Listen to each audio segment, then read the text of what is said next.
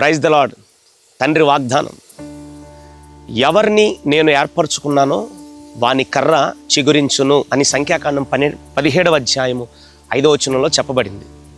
దేవుడు ఎవరిని ఏర్పరచుకుంటాడో వాని కర్ర చిగురిస్తుందంట. 12 గోత్రికుల కర్రలు తీసుకొచ్చి ప్రత్యక్షపు గుడారంలో మందసము లోపల ప్రభు పెట్టమన్నాడు. ఆ రాత్రి తెల్లారికి ఎవరి కర్ర చిగురిస్తుందో వారిని నేను ఏర్పరచుకున్నట్లు అని దేవుడు మోషేతో సెలవిచ్చాడు.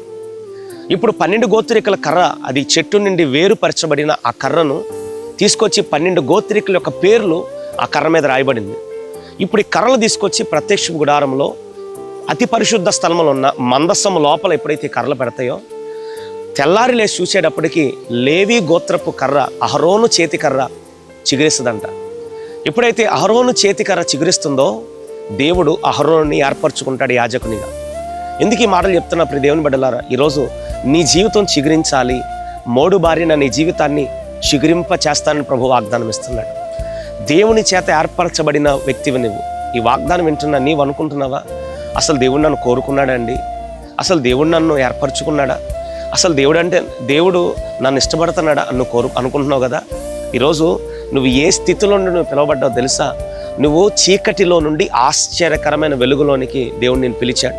ఎందుకంటే నీ జీవితం మోడుబారిన నీ జీవితాన్ని చిగురించటానికి నా ప్రభు నేను పిలిచాడండి. పరిశుద్ధ గ్రంథంలో యోసేపుని గురించి మనం చూస్తే, యోసేపు ఊట యొద్ద ఫలించేటి కొమ్మ అని బైబిల్లో ఉంది. అవును, నీ జీవితం కూడా ఫలించేటి కొమ్మగా నా దేవుడు నిన్ను ఆశీర్వదించబోతున్నాడు.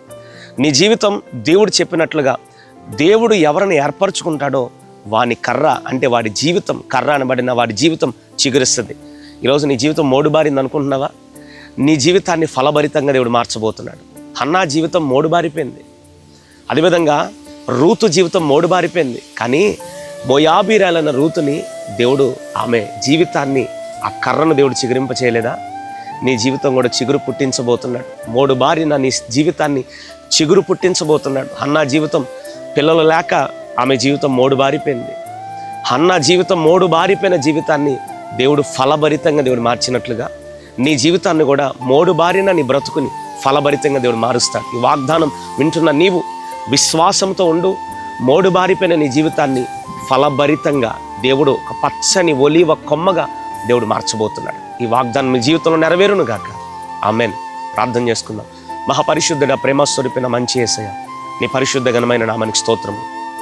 ఈ వాగ్దానం వింటున్న ప్రియ బిడ్డల జీవితంలో ప్రభువా, అహరోను కర్ర చిగురించినట్లుగా, అయ్యా రూతు జీవితం చిగురించినట్లుగా, హన్నా జీవితం చిగురించినట్లుగా ఈ వాగ్దానం వింటున్న బిడ్డల జీవితాన్ని చిగురింప చేయమని వేడుకుంటున్నామయ్యా. మోడు బారిపోయానని ఎవరైతే బాధపడుతున్నారు, నా జీవితం మోడు బారిపోయింది, నా జీవితం ఎండిపోయింది అని బిడ్డలు బాధపడుతున్నారు. ఎండిపోయిన అయ్యా చెట్టుని చిగురింప చేయగలిగిన దేవుడవు, ఎండిపోయిన జీవితాన్ని ప్రభువా మరలా చిగురింప చేయగలిగిన దేవుడవు.